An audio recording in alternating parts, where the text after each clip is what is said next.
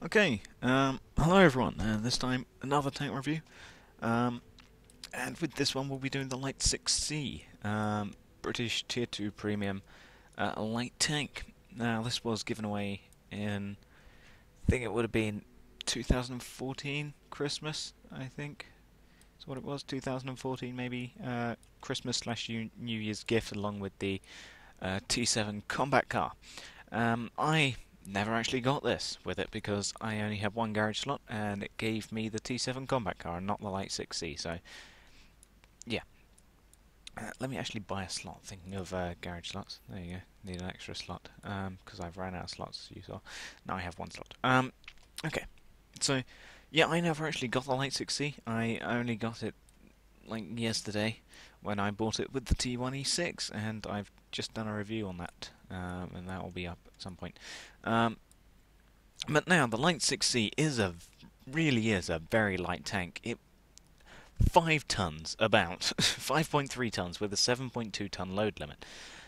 The universal carrier is not a very heavy vehicle. With the 2-pounder strapped on the top, yes, it is a little bit more heavier. Let's actually see how much this weighs. 450 kilograms. And this weighs just about 5 tons. And this is a troop carrier. This is a light tank. It has armor. And the universal carrier does not, because it's troop carrier. It's barely bulletproof, the universal carrier, also known as the Bren carrier. But yeah, this thing actually has some sort of armor, and yeah, this weighs just over 5 tons. It weighs almost as much as, well, it weighs slightly over a Bren gun carrier, and this has got better armor. But anyway, enough of talking about Bren carriers. We're talking about Light 6C here. So yeah, this really is the definition of light tank. Let's look at what else at Tier 2 is 5 tons. No, the T1E6 is about 10 tons. That's 7.44. This is almost 10 tons. Panzer 2D is 11 tons. Panzer 1, oh, that's pretty light, 6.12 tons. Panzer 2, yeah, almost 10 tons. The universal carrier we just looked at is the lightest out of all the Tier 2s that I have. What else might be lightweight? Tech tree. Let's just have a look here. The cruisers, maybe? Vehicle details. No, that's 12 tons. Wow, that's pretty heavy for a cruiser. Lloyd's, maybe? Then again, it is artillery. Yeah, 4.5, that's pretty light. Medium's not going to be. The M2, no, that's 11 tons. La France, what have La France got? No, these aren't going to be light, are they? Let's just look at the Hotchkiss. No, these are 9 tons. The Renault, yeah, 10 tons. Yeah, they're not going to be very light. They're French. T2 light, maybe it does have light in the name. No, that's still 7 tons. Artillery, 14 tons. Wow, that's medium. Yeah, 11 tons. About Russia, BT2 is a pretty quick thing, but that still weighs 10 tons. SU-18, that's pretty compact. No, that weighs just about the same as the Light 6C. We looked at that one. 82 T60 maybe. Yeah, 6 tons. It's a pretty light tank for Russia. 35T. That's 10 tons. Panzerjäger. Oh wait, does it show me here? No, it doesn't. Right. That's 6 tons. Still not as light as the. Here you go. This thing, this artillery. It looks like the Light 6C, but it weighs more. Right. Yeah, so that's not a very light thing. VAE we looked at. What about Japan? Well, they got Chinese. Yeah, that's still 9 tons. Let's just have a quick look at the medium too. Vehicle details. No, that's 13 tons. Wow. Okay. So yeah, this is a very, very, very light tank, and it only has an 88 horsepower engine. But for a tank of 5 tons, that's more than enough to power it. It goes at 52.5 kilometers an hour in its top speed, with a 40 degrees per second hull traverse. 14 millimeters of armor at the front of the hull, 13 at the side, 6 at the rear, 14 at the front and side of the turret, and 11 at the rear. But even then, that's still not very thick. It's not likely to bounce any shots. I mean, even its gun can penetrate it itself. So yeah, you've got to be careful of certainly machine guns when you're in this tank.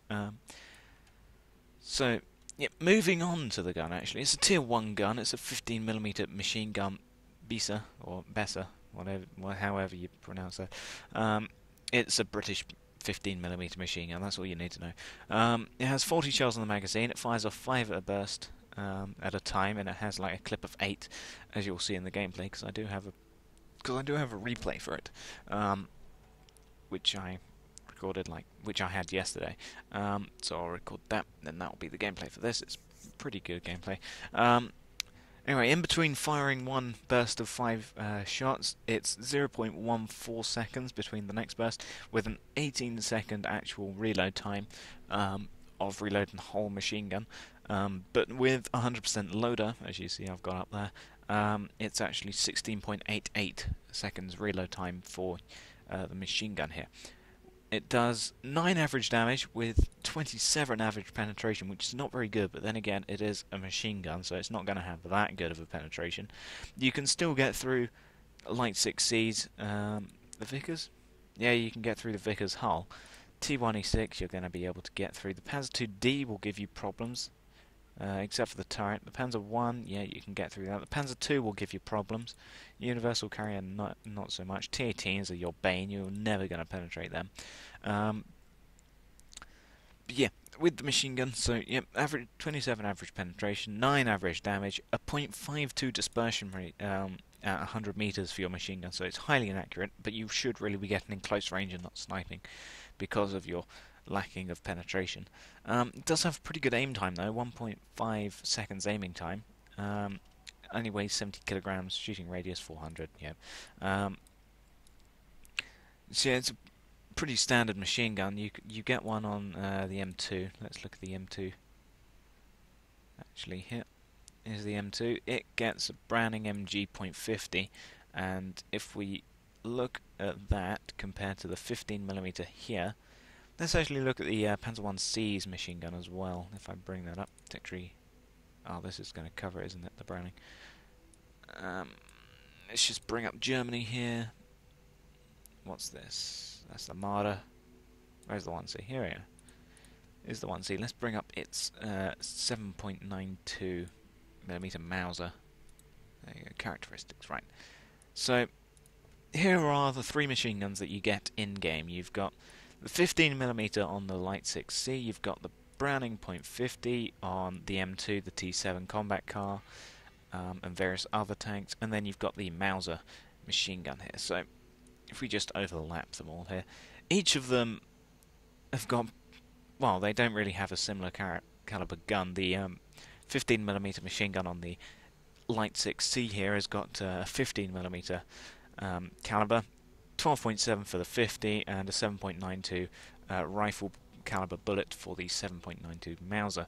Except for some reason it's a tier 2 gun and these are tier 1 machine guns. I don't know. They each have 40 shells in the magazine. They each take pretty much the same time to load one clip of 5, with the 15mm British machine gun taking slightly longer with .14 compared to the .11 of the 50 and the .13 of the Mauser rifle bullet. The 2 heavier machine guns have a slower reload time compared to the Mauser's reload time of only 8 seconds to reload all 40 shells in your magazine. Well, rifle caliber bullets.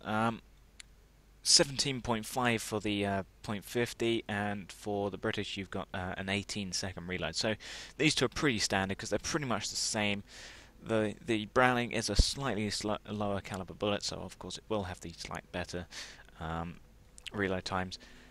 They each pretty much have the same penetration. The 2 big guns compared to the Mauser each have 27. Each have 27 average penetration. The Mauser has slightly more for some reason. I don't know why, but it has 33 to 43 average penetration. I think this can use APCR. I'm not too sure.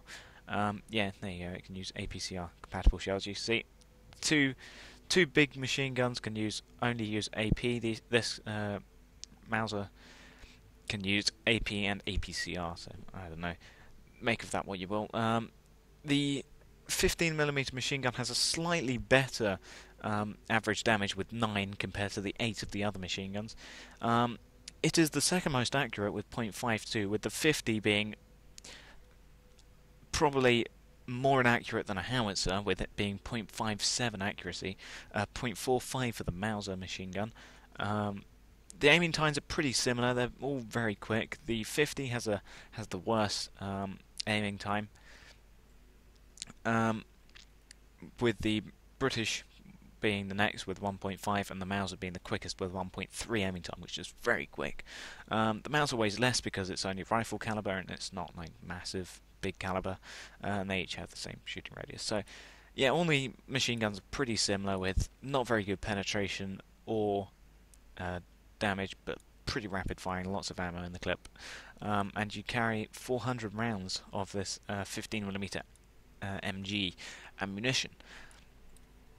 So yeah, the fire rate is 1 to 2.86 rounds per minute. Let's just see the average damage here. Well, the average DPM is 1,106. Okay. 36 degrees per second of turret traverse, which is pretty good. View range is 300, which is standard, I think. 260 for the T1E6, 310 for the Vickers, 310 for the T26. What about the Panzer II-D? 320, 320 for the Panzer I. Yeah, we all know about the Panzer II. 300 for the Universal Carrier. So yeah, it's got pretty standard view range. It's got a pretty standard radio as well. T1E6 doesn't have a very good radio. It's only 325 signal range. 300 for the Vickers.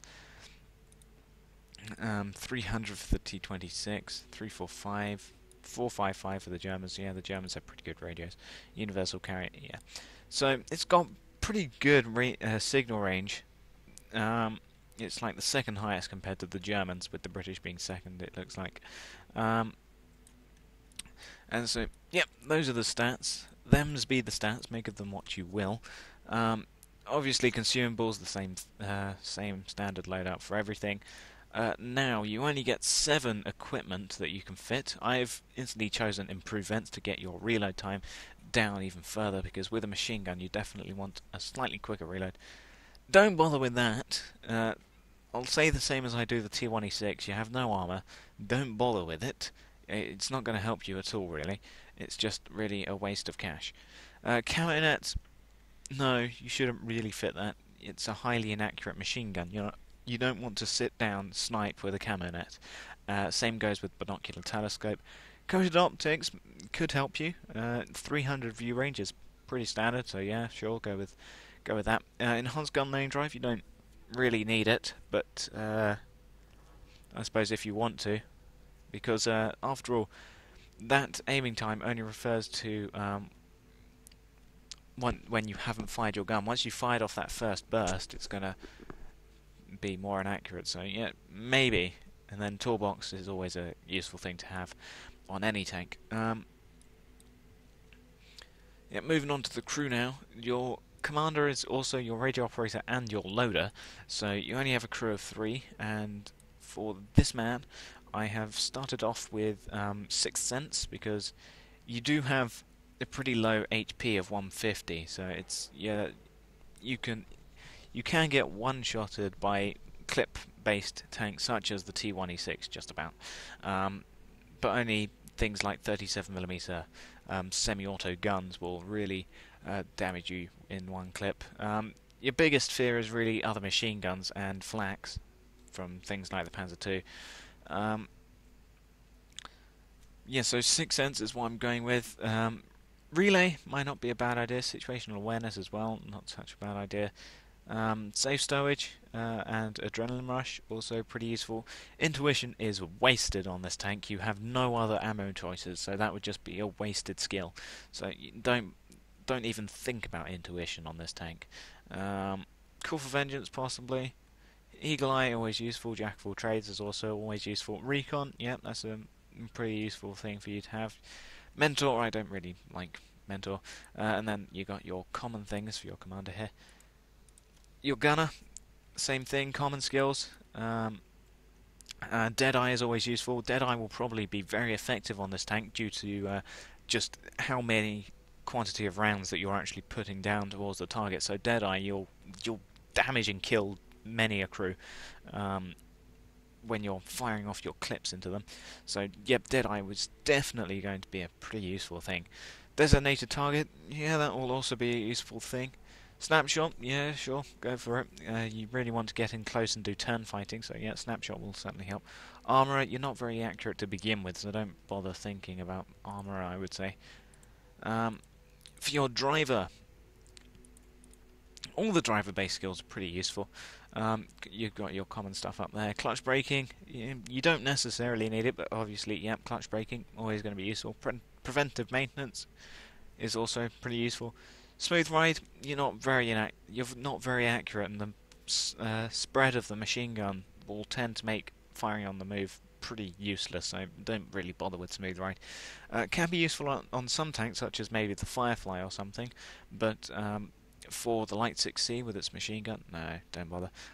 Off-road driving, pretty useful. Controlled impact, not really very useful for this tank. You weigh 5 tons and have no armor, so don't really bother with it. And there is your crew of 3. So overall with this tank, I would say get in close and do turn fighting and circle around the tanks to use the to fire into their sides and rear, where your lower penetration will actually help you. I said the same with the T1E6, so just base it off of what I said about the T1E6, which is pretty much just flank around and fire off your machine gun into it, into the sides and rear of a tank. You will do tons of module damage, get some lots of nice damage. Don't bother facing up against tanks, such as the Panzer II or the Panzer IID, or a hold down Vickers or a hold down T26, because their turrets are pretty thick and you're not going to be able to get through it. But yeah, so your biggest fear in this tank is really, well, T18s are everyone's fears, but Panzer IIs, yeah, Panzer IID and Panzer II are going to be your biggest fear probably in this tank. Even though people probably don't fear the Panzer II, except for when I'm driving it, but yeah, let's look at what else in here might give you problem. Oh, stay away from the French as well. Don't bother with the French, unless you're fighting the FTAC or the FTBS. You're never going to get through any of these tanks, so don't bother with it. I wonder what the R35's turret armor. Yeah, that's 40. Don't bother with the French, unless you're fighting the FTAC, the FTBS, or the FT. But even then, they're going to be a problem for you with your 50. T2 medium, I don't think this has very good armor. Oh, this actually has 22. Oh, you may struggle getting through this guy. Same with the T8. Well, you're obviously going to struggle getting through a T18. M2 light may not prove a problem, but then again, the turret won't prove you a problem, but the hull definitely will. The T57 is actually a pretty strong tank from the front. I mean, 28 front hull armor, that's pretty good. You're not going to get through that with your machine gun. Let's look at the British. Medium, yeah, you're going to penetrate. Universal carrier, yeah. Cruiser, probably. Yeah, the cruisers, anything from the British except for the M2 you'll be easily able to get through, so don't worry about the British. VAE, if it's hull down, don't bother shooting at it. If you can get shots of the hull, sure, go for it. I haven't really looked at the Japanese here. 12, Genie, 25 and 30. Oh, that's a pretty strong tank. Igo, yeah, we all know about the armor for this. So the Japanese won't really prove you a problem except for the Chini. And now we looked at every tank. So yeah, you're not going to be able to get through that many tanks down here at tier 2 with your machine gun. Oh, the 81 you'll be able to get through. Yeah, you'll be able to get through pretty much everything from Russia. So yeah, really, the only tanks you're going to be able to reliably hit is anything from the British line, except for the M2. Most of the stuff from Japan and China, and some American and some German stuff. Yeah, you're not going to be able. Yeah, America will prove you a problem with this tank. So yeah, just really circle around, fire into the sides and rear of the tank, and yeah, hope that you can do that. Don't brawl with it. That's what I'm going to say. So thank you for watching this review, and goodbye.